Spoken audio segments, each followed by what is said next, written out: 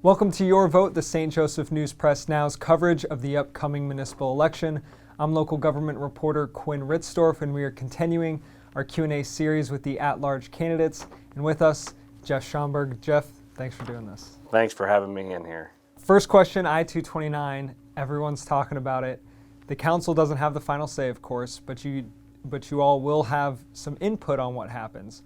What do you want to be done to I-229? Well, just the input that I've gotten from the community, talking with everyone, and I agree with the majority of the community is keeping it a interstate, and whether that be the double-decker or putting it down on the ground, it needs to stay an interstate, and so I believe wholeheartedly with that, and I think it will help out. I actually, at Cruzy's Auto Center, I can see it out my front, and there is a lot of traffic that goes up and down that, so we need to keep that. Drug overdose deaths have more than doubled in just the last 2 years. You know, what steps do you think need to be taken to help the drug situation in town?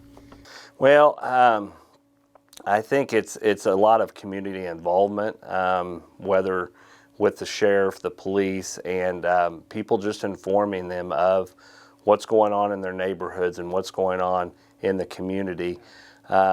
We have a lot coming up from the border, and we just need to put a halt to all that and just be advocates of telling the police and the sheriff what's going on in the community to help them do their job to stop the drugs.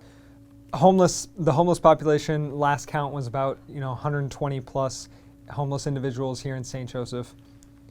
What do you think should be done to support or aid kind of the homeless population in town?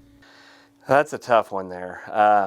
Yeah, and I do see it quite more frequently now going around town, and it is very sad to see the homeless out there. And I do feel for them, but at the same point, it's one of those that trying to have the police do their job and try to contain that, it's kind of a hard gamut to do, because you can't arrest them for just standing on the street corner and that type of thing. They have to do something wrong. So I think there's a lot of programs out there, and maybe working with those different programs and organizations to try to get these people off the street, get them out, working in the public would be the best thing for them. So that's what I would try to strive for. The blight in St. Joseph is kind of one of the main problems everyone talks about. Wherever you drive in St. Joseph, there seems to be always a vacant building, dilapidated structure. What's your strategy to address blight in town? Well, that's another issue there. I think I read in the newspaper the other day 470 houses are that way in St. Joe, which is pretty sad. We need to really step it up with the city council and the individuals, along with the mayor and that type of thing, getting to hold more accountability to the homeowners or the property owners, and getting them to either fix it up or tear it down at no expense to the city. I mean, that's what really needs to be done. There's a lot of good programs out there, but I just don't think they've been utilized enough with the land banks and that type of thing, with the commission. And so I think working with them hand in hand, I think we can get that under control, but it is definitely an eyesore, and in order for us to grow and move forward in St. Joe, this needs to be a good priority that we need to take care of. There's residents who point to the school district as, one of the main reasons why St. Joseph's population has declined. Who knows if that's true, but how would you improve the city's relationship with the school district? Yeah, and that I've heard that a lot going around town and and talking to everyone. And it has been whenever, I don't know how many years ago it was when we had the issues with that, the trust and the transparency has been lost, and we need to gain that back. And that's the same way with the city council and the mayor. A lot of people do not trust government, do not trust the school districts, and we just got to earn that trust back and that transparency, and be more open-minded and let these people know what exactly we're doing. And I think if you show people results and show them what you're doing, and they see that, they will be more apt to go along with everything. And I think as a city council, if I do get elected in, I will be working with the school district and the county, and all come together as one. And that's what it is. It's about we the people. It's not we the government. And I'm just a servant for St. Joe, and I just want to make St. Joe a better place for everyone. Violent crimes increased last year, and there have already been a number of murders and shootings this year. What do you think needs to be done to limit violent crime and make St. Joseph safe for residents? Well, I think we need to get our local police force, we need to get them some help, get them some resources. I think they've been neglected in the past, and obviously it resulted in them being shorthanded. So, I've heard that, in the past they were shorthanded about 7 members in their staff, and they went to the city and said, hey, we're going to need some help. Well, they didn't get it, and now we're short 20 to 24. So we need to be more proactive with our individuals in the law enforcement, and along with our fire department and the health department, and be more proactive and foresee what's going to happen in the future and react to that and give them more resources. I think having a full staff will help out on the crime, more feet on the ground per se. I mean, you just mentioned the staffing shortage, but it isn't, only the police department. The health department's short, the landfill, streets department, there's multiple city departments that are short-staffed. How would you address kind of the citywide staff shortage? And that is a great point. It's everywhere in the country. People don't want to work because our government has given handouts to everybody, and everybody's sitting at home and collecting, paychecks from the government, and that's our taxpayers' dollars that they're collecting. So I think we need to cut off all that from the government and get people back into work and making a good living and a wage. I've done it all my life, and I think a lot of taxpayers have done that, and that's a frustration that everybody seems to have.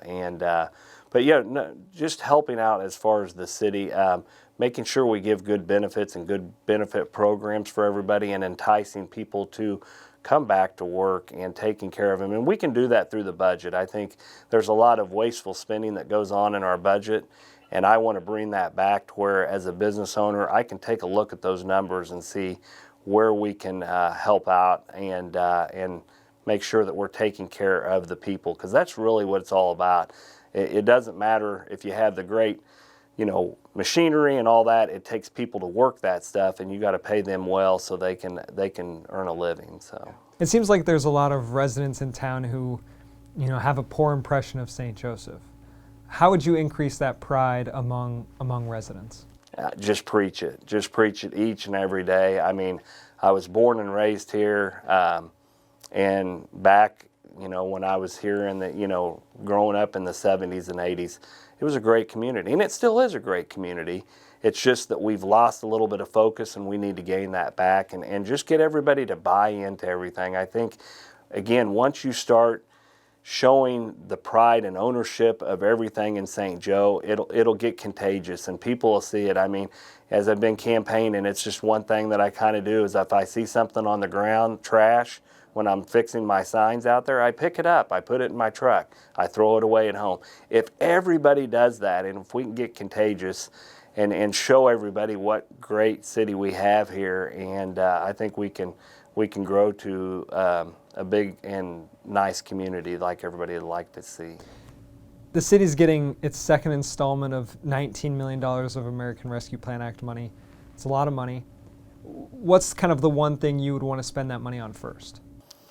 Wow, that is a lot of money, and that money is actually coming from us taxpayers. So you don't see it offhand, but it's coming from the federal government, and so we need to use it wisely. We need to use it for something that the city needs, and that could be anything from infrastructure. It could be anything from, like we spoke about, helping out on some of the resources that our community needs, and doing that probably through a committee and listening to what the people want. Again, as a city council member or a mayor, we're servants to the people. We listen to what the people want, and that's the majority, not the minority, but listening to the majority and what people want to do with that money. And then we're basically like the people that take that information in, and then we vote on it. What is going to be the best program for the city to make St. Joe a better place? Yeah, just my last question here. St. Joseph, I mentioned the population. It declined by 5,000 in the last 10 years. What's your strategy to grow back that population? It's really one, first of all, we need to find out why they left. Why did you leave St. Joe? And talking with the community and finding that out. A lot of it has to do with what we've talked about, the school districts, the infrastructure, the crime, the cleanliness of the town, and all those go hand in hand. And so what we just need to do is bring that all back, go back to the basics, and not try to do all these big programs. Let's start out with small things, build our foundation of St. Joe back, and then we can start making some progress and moving it forward. I would love to bring in a lot more businesses in town, small and large, and make St. Joe a great community again. And again, it's still a great community, but we can do better, and I think it's we the people, and we can take care of it. That's all the questions I had. Is there anything else you want to say? No, I appreciate you having me here today and talking with you, and thank you very much, Quinn.